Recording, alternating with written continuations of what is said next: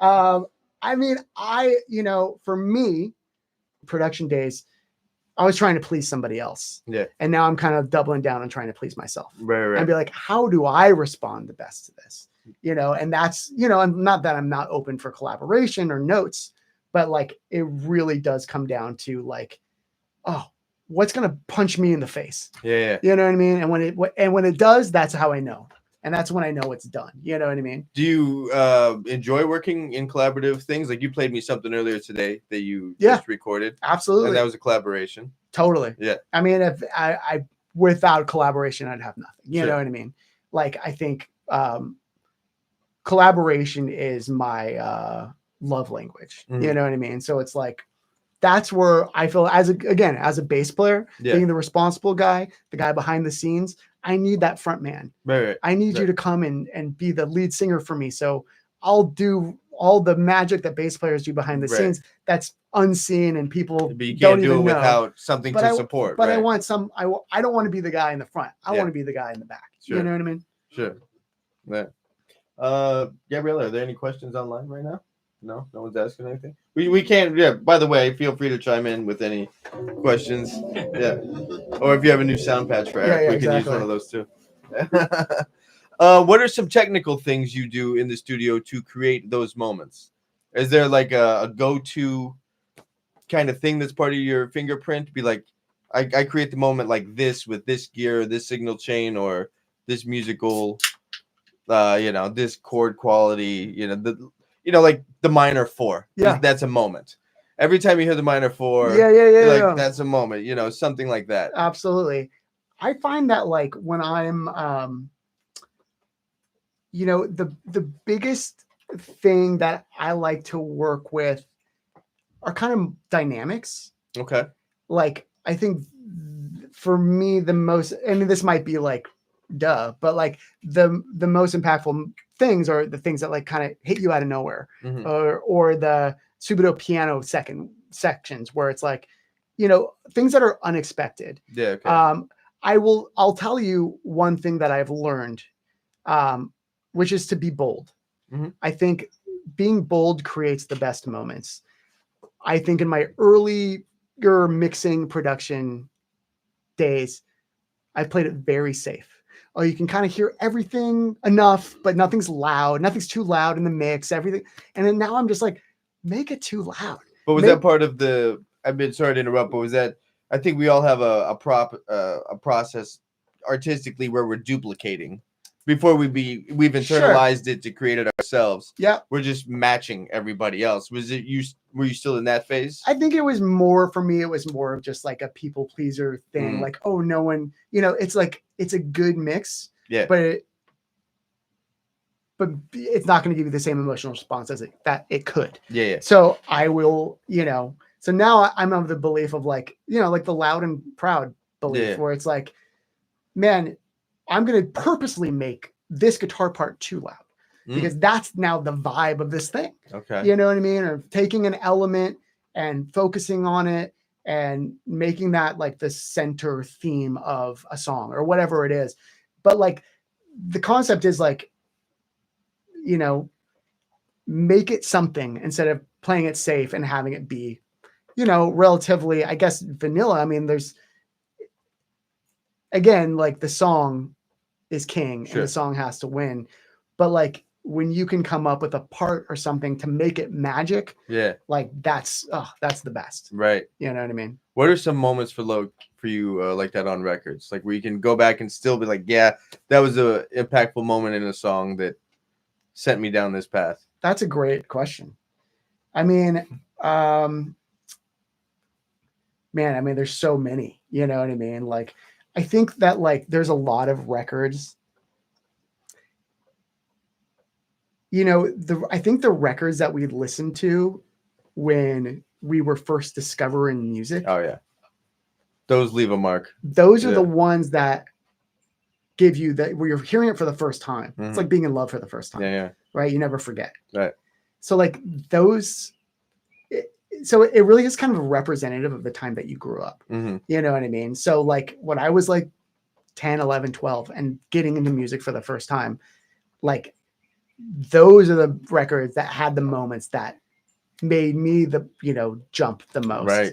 Right. You know what I mean? So like, I mean, I would be, embarrassed to say what those records are at this time, but it was a lot of 90s grunge and things like that. Yeah. You know what I mean? But like, that was, it's cool. It's part of like why I like the real instrument thing now, and why, it's like, I tend to not dive too deep into samples, and I want things to be alive like that. Yeah. That music was, at that time. When did you kind of discover the story song from the folk movement? Like, we're the same age, and so I came up at the same time, and that's what was out there. That was what was on the radio in the mid to late 90s. Yeah, right. But I didn't find the story song till later. Yeah, that's a good question. My dad is a big music guy, so like I was, he introduced me to all that stuff super early, and like I was listening to all that, his folk music. You know what I mean? So that was that was like a big part of my upbringing. My dad's also a bass player. I don't know if I mentioned that. So I learned how to play on his P bass, and he taught me. He still plays, and he has had the same band for over 50 years. Nice. They do like oldies, covers and stuff like that. So a big part of this whole thing is based. Yeah, I mean, it's kind of easy to see how those two worlds, how you've reflected both. Your mom doing the oil painting, and your dad with the. It's interesting. It's all come out. You know. Totally. I mean, literally, like when I'm sitting down in front of Pro Tools, like it feels like I think about my mom, like just in her room for hours, just going crazy on a canvas. That's cool. What's some of your process about in songwriting or production where you feel like you're hitting a roadblock? How do you navigate either a writer block or like this song, I can't really seem to pull it out of this tune, or I can't make this one really have one of those moments you discussed? You know what I do? I write bad songs. And like me too, actually, but I think for very different reasons. Yeah. I'll say, you know what? Like, this isn't it, but I'm gonna get to the finish line. A big thing that I like to do is like I'll intentionally make it bad. I'm like, man, I can't figure out the second verse or whatever. Yeah. Let's intentionally make it bad. Okay. We make it bad. By the end of the song, the second verse is kind of revealed. Okay. Of like, what? Okay, now we have the full picture. Right. What piece of the puzzle are we missing now that we're seeing the full picture? Mm-hmm. You know what I mean? Like, I think that is like that kind of stuff is super important. It's just like, don't fixate on a section. Like, you got to have the, what's the saying? The 30,000-foot view. Right. You know, putting it in context. Putting it in context. Always take a step away. Yeah. Exactly. It's like painting, you know what I mean? It's like if you're up too close, you see just the brush strokes, but if you take a step back, you can see the whole thing, and you see what's not working. Right. You know what I mean? And that's kind of like a big thing I do with production too, where it's like, you know what I mean? I'll be working late at night in here, and then I'll be like, cool, done. And I'll listen first thing in the morning, and I'll be like, this is horrible. You know what I mean? And it's just like, that's how it goes. And it's like, perspective is so important for all that stuff. But it's also okay to write bad songs. You know what I mean? Like, I probably write one good song for every 10 bad songs. Yeah. You know what I mean? And like, it's just part of the process, and that's okay. I mean, I feel like it's similar to like practicing free throws or practicing a sport. Like, you got to miss some shots to make one. Exactly. Yeah. Totally. So keeping just a practicing element. Yeah, songwriting totally. thing. I mean, and it's all part of the process. It's all part of getting better. You know what I mean? Right. So it's just like, one thing that like, another thing I'm just going to go on the tidbits of pieces of knowledge that I picked up over the last 20 years. One thing I also know is that you kind of never arrive. Right. You know what I mean? Like what we all thought music would be, what our careers would look like, what all that stuff. It's like you tackle these goals, and the goalpost moves. Yeah. Every time. And there's never really a time where you're like, that's it, I'm good. Yeah. I've arrived. You know what I mean? Like, I remember writing this song that was like a first single title track for this Michael Buble record. Mm-hmm. And I thought, boom, Yeah. I'm in. Yeah. My foot's in the door. Yeah. Like I'm only Got gonna this. write Yeah.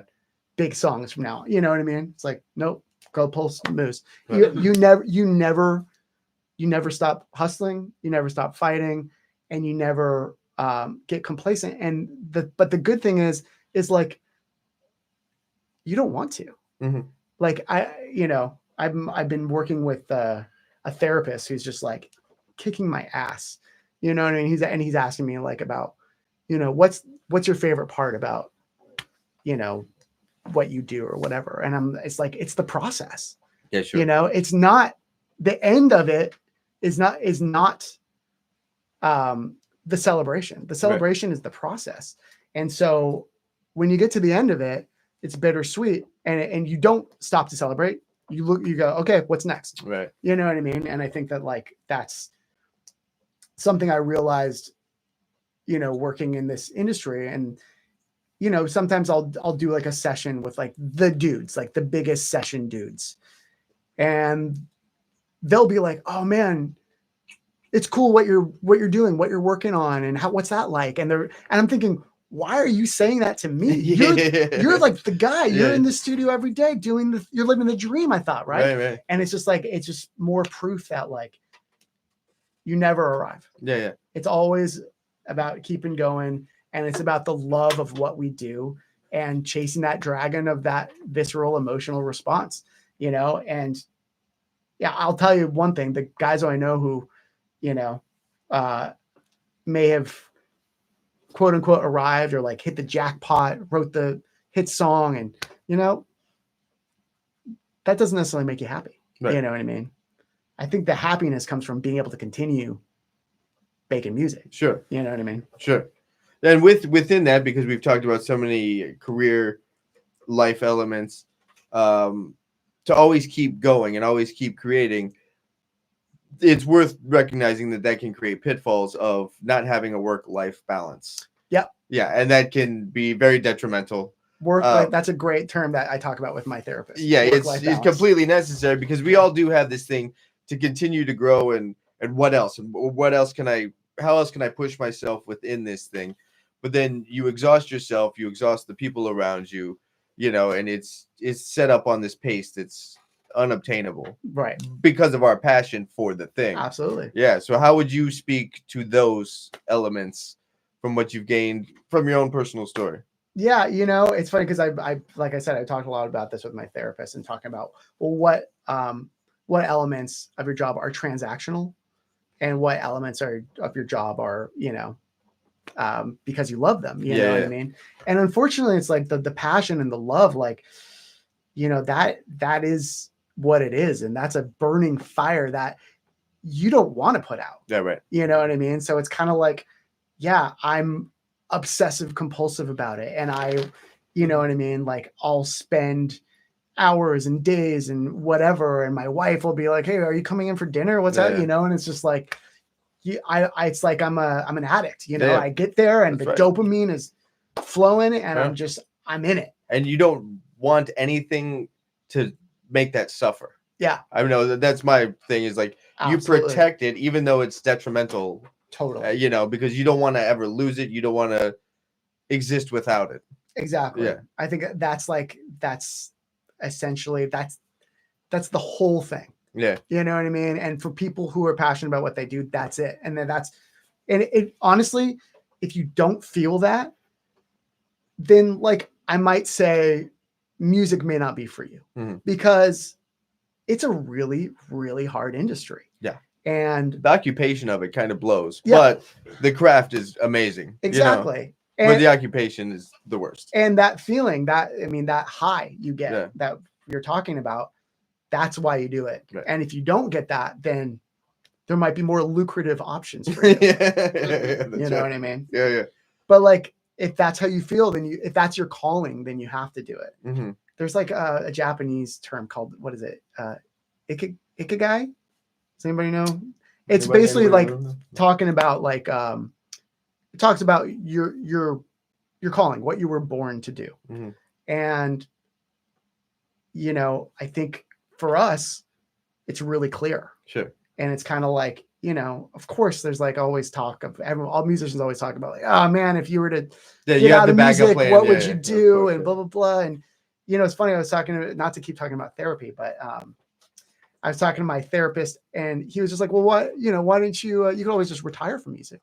And I'm just going like, what do you mean? That's not how this works. Yeah. And yeah, you don't turn it off. and he was like, well, you know, like you've had a cool career and, you know, most people have like 7 careers in their lifetime and, you know, you can retire. It's not a thing. For perspective's sake, roughly how old is your therapist and what career number are they on? Well, but the cool thing was, you know, I thought I'm like, it's that easy? Like what? Yeah. And then I thought about it for a week and I came back the next week and I was like, you know what? No. Yeah. Good. Fuck that. Yeah. Because I love this. And he was like, this great. is how he gets you into 2 days Yeah. a week, though. Yeah, now you yeah, gotta yeah. now you gotta deal with your anger. And so now you gotta come Exactly. back twice a week. But I was just like, dude, I love this. Like Yeah. this, I love doing this stuff. And he's like, great, that's all I need to do here.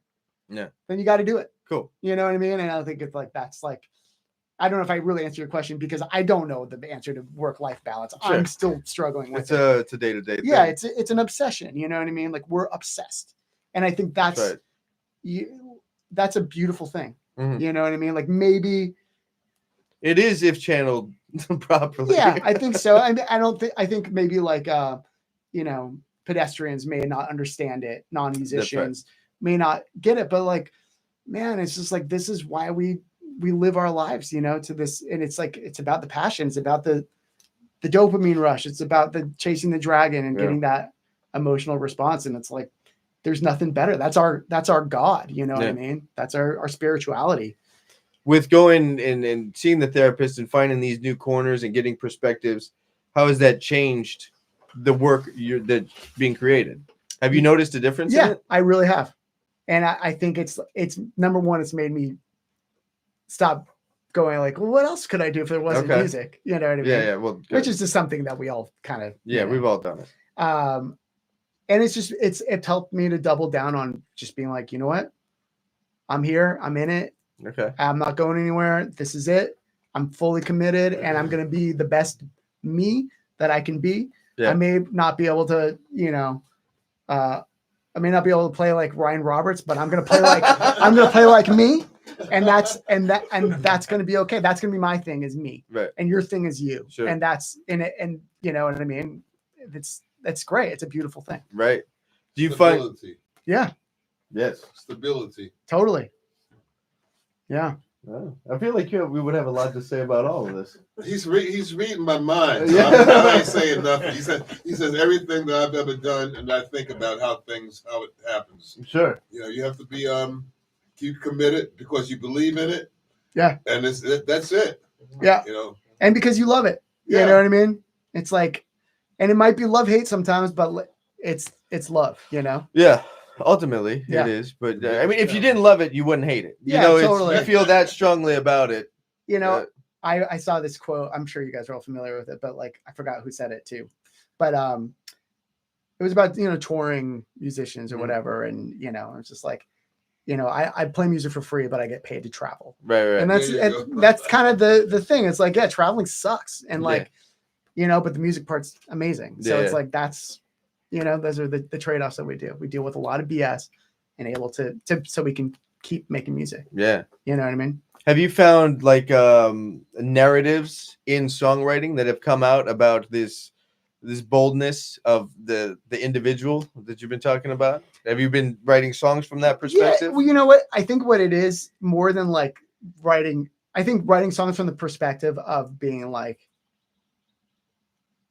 instead of maybe a previous me would have been timid or been afraid to open my mouth in the room, or, you know, less, you know, not putting an idea out there because I was scared. It's like, now I'm just like,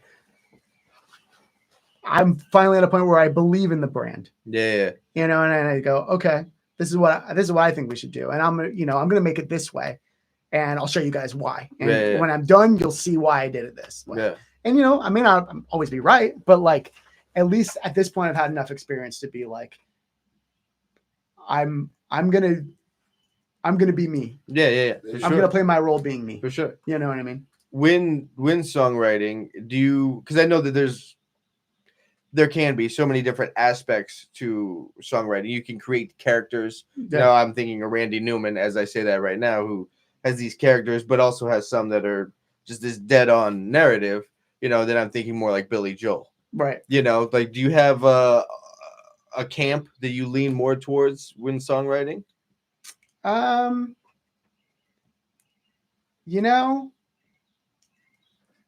I do like I do like stories, but I feel like, you know, the best songwriting for me comes from like a super honest place. Mhm. And I feel like people who can write about their lives and just not hold anything and not have a filter, that's always the stuff that gets me the most. Mhm. You know, there's a guy who I play with, super nerd, but there's a guy named Mike Viola who is like my songwriting hero. And it's just amazing what he can write. And he'll just write about like some random thing that happened to him and his brother in his childhood. And that's just like, he'll just mention that in one little verse. And, Yeah. but it's about this bigger picture and just his connection to this like honest, you know, just writing songs about who he is. Sure. And I really love that. And I really respect that. You know what I mean? I mean, I think that there's so many commonalities of each of us, so that your story is very much your story, but it's also so many other people's story at the same time. Totally. I mean, not to shamelessly plug Jerry's book, but when I was reading Jerry's book, we were going somewhere, and I'm like, man, like, it was easy to connect with Jerry through that book because he's telling parts of my story too. Yeah, absolutely. And so I think, and I would love to hear your thoughts on this, when songwriting, you're telling your story, but you're telling all of our stories. Yeah, absolutely. And it's amazing what people resonate with, you know what I mean? And I think that like, if you're speaking from a place of sincerity, like people react differently to that. Yeah, I think that, you know what I mean? Like you can tell, tell what's real and what's not. You know what I mean? Like, I think everybody has a pretty strong like bullshit meter. Yeah. And like, you know, when it's not, I don't know why, you know, but you know what I mean? And like, that's amazing. You know what I mean? That like, when it's real, it hits you harder. Yeah. And that's, wow, what a cool concept. Right. You know? Yeah. All right. Let's take a little bit of a left turn. Let's talk about recording the bass in the studio. Okay. Okay. Here we go. Yeah. We didn't really talk about bass yet. That's fine. Who cares? 4 strings, pickups. We get it. Yeah. They're all the same. Oh, we got a question? 2 questions. What are the questions? From Andrew, says, hey Erik, you've been fortunate to play with some very high profile artists and played some huge gigs. If you could go back to a particular performance, which one would you choose? Good question. Interesting. If that's Andrew Teeple, I know him. He's a great bass player. Hey Andrew. You know, there was one really magical gig that I did with Michael Buble in Hyde Park. And it was like 70,000 people and it was pouring rain. And it was just like one of these moments where it was just like, it was like, oh, we're all like, everyone's worried about our stuff getting wet. We're all like, and then like Michael just goes out on the catwalk and he just like takes his jacket off and he just gets soaked. Just owns it. And and it made us all just own it. And we were all just soaked. And it was like probably one of the biggest crowds I ever played for. And it was just like magic. It was like one of those things that you see in a movie, you know what I mean? And just like that, man, that level of connection between him and all those people, it was just like, boom, that's why we do this. You know what I mean? Like out there in the rain, just having this incredible. It seems like it all, I mean, just that specific gig and him doing that at the gig aligns with everything you said about just like, I'm doing this. Yeah. I'm doing this right now. Yeah, like boom, exactly. Like the fearlessness. And like in the moment, and he's a great example of that. He really is like, what a fearless dude, just not afraid to put himself out there. You know what I mean? Yeah. So yeah, I feel like that was probably a big one. I also remember. When was that? How many years ago? That was probably 2019. Okay. Maybe something like that. Yeah. I have it on Instagram. I have to look it up. I also remember I did this big festival. This is kind of the opposite, where I was doing this big festival with Shakira, and it was like another big, like 100,000 people thing. And we were doing this one song that was like the ballad moment where we all sit on stools, Okay. and we're all supposed to go sit on the stool next to her. Mm-hmm. And I would like walk over to try and sit, and like my cable's not long enough. And it's just like this whole, and she's just like, yeah, looking at me like, come on. And like everyone backstage scrambling to find the cable. And I'm just like looking back there. That was kind of the opposite of the other thing. So what happened? How did it resolve? I think You're like, no, I'm good. I'm just going to literally, hang right here. I sat on the stool like this, and my cable was just like a straight line to my amp. And I was just trying to get as close as I possibly could. It was really funny. Yeah. That's great. What's the other question? The other question is from Andrew again. Also, what would be your dream artist or band gig you've always wanted to perform with? Man, I mean, I feel like it's. Well, let's open this up. If I Okay. may, I'm going to extend the question. Yeah. There's a lot of bass players in this room, too. This would be a fun one for everybody. Like current artist and historic artist. It's a great question. I mean, it's so, I feel like it's so obvious. But like, because he's one of my favorite bass players of all time, Paul McCartney, of course. Sure. Okay. You know what I mean? I mean, Paul is, and I think like, Cool.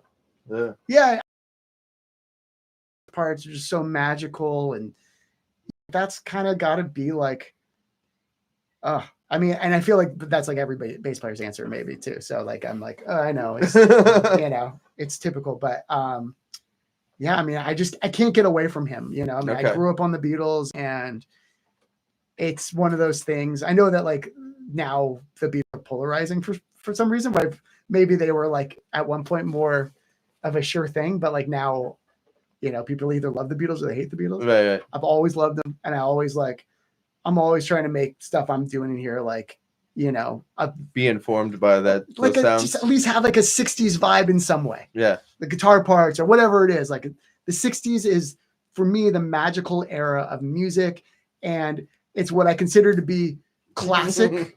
You know what I mean? And one thing about classic stuff is it never goes out of style. Sure. So if you're making music that sounds classic, in 10 years, it's not going to be like, oh man, that was so 2024 right. or whatever. You know what I mean? Right. So like, I like feel like that's like a really. I do want to come back to something you just said, but I also want to finish that. So we got Paul McCartney, and like he kind of exists both because he's from a different generation. Right. Okay, you really hit right in the center. Of that Yeah, one. I feel well like played. Well played. I wouldn't even, and then I don't know, there's so many, but like, I just feel like for my own nerdiness, that'd be the one to dive into, just to, to get all those bass parts together, Let's talk about music being produced now and what you just said about like a sign of the times, and things being classic or the lack of that kind of. I agree with you. I have a lot to say about the topic, but I want to hear your thoughts on two aspects of it. One, being in the production room, putting together a tune. How much is that on your mind? How much is that informing the decisions you're making as a producer or songwriter? And also, what do you think are pitfalls to avoid in the production room to not have it just lumped into this, what I refer to as like popcorn, like this, something you ingest that has no substance to it. It's just, you're just doing it. You're just eating popcorn. It's just some pop tune, like whatever. Totally. I feel like there's a couple different, there's two different assignments. Mm-hmm.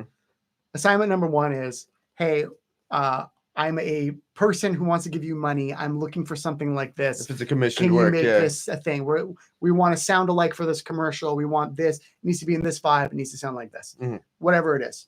Like that stuff, that's, what my therapist would call a transactional relationship, where it's like, cool, that's a job, and that's how I'm going to put food in my kid's mouth. Yeah. Great. As far as things that I think about when I'm making something out of passion, I try not to let things like that inform my decision making too much, because again, for me, it's got to be the visceral response, and whatever makes me feel something the most is the right answer. Yeah. You know what I mean? So I feel like that's like an important element, is to be like, man, if you're starting to think about like, well, this is going to sound too dated, then it's like, well, then you're not listening to your, you know what I mean? Mm-hmm. That means your dopamine's not going off, and you find Right. something that's going to make it go off. And then, yes, my other belief for your second part of the question is, man, if you are chasing a sound that's on the radio right now, you're too late. Right. Yeah, right. That's right. You Yeah. know what I mean? Yeah. So I think that's a big part of it. You know. So what I mean? where I mean that opens up another aspect. So then not where do you look, but what's the target? Is there no target? The target is what makes you feel something the most. Okay. So you really just have to make sure you get that Yeah. payoff. And maybe that means it's not going to be on pop radio. And it's like, but that's okay too. Yeah. You know what I mean? Yeah. Eventually, it will be somewhere. Yeah. And you know what? The It'll trend, be a movie, yeah, commercial. and trends are cyclical. So it's like, hey, if you're doing the stuff that you believe in, 23 years from now, eventually that's going to be popular again. That's right. You know what I mean? We got another question. I have another question from Stacy Nash. I would appreciate your thoughts on the role of humility in your success as a musician, producer, songwriter. Yeah, that's a great question. And honestly, I'll be the first to say it's all about humility. Like I said before, you never arrive. You always keep pushing. You always keep hustling. I've been doing this for a long time. Jerry's been doing this for longer than I have. And I'm sure you can attest, you know, I still have to fight every day. That's it. I got to play on this big track recently that came out. I wasn't credited on it. I had to call, you know, make a big fuss, make a stink, do the whole thing. It's like you never, you know, unfortunately, because we love what we do and we're artists, like you know, people in this industry take advantage. And, you know, but the best thing that you can do is, you know, you never get too big for your britches. I know, you know what I mean? I know that, again, what I do, I'm in a room right now full of great musicians. The guys in this room can play circles around me on the bass, but that doesn't stop me from being the best me I can be. Thank you. That's right. You know what I mean? So it's all about humility at the end of the day. It's just like John Clayton, my bass teacher, used to say, I may not be worthy, but I deserve to be here. And I always go back to that. And it's like, I am not worthy, but for whatever reason, I'm here and I'm going to be here. I'm going to show up. You know what I mean? There you go. Let's come back to the studio bass talk. Great answer, by the way. Let's talk about that. Let's take a short break. We've been here. 2 hours is a long time to sit in front of the computer. For those that checking in on YouTube, we're going to take a 10-minute intermission, and then we'll be back with more from Erik Kertes. Okay. It's like Wayne's World. Like, Great, man. Man, thank you guys for being here in the room. That's awesome. Yeah, I need to use your toilet. Yeah, it's right here. Right there. Right there? Okay. And man, I'd love for you guys to jump in too, you know? I'm ready. All right. What's up, Joshy? How you doing, bub? Great to see you. Yeah, you too.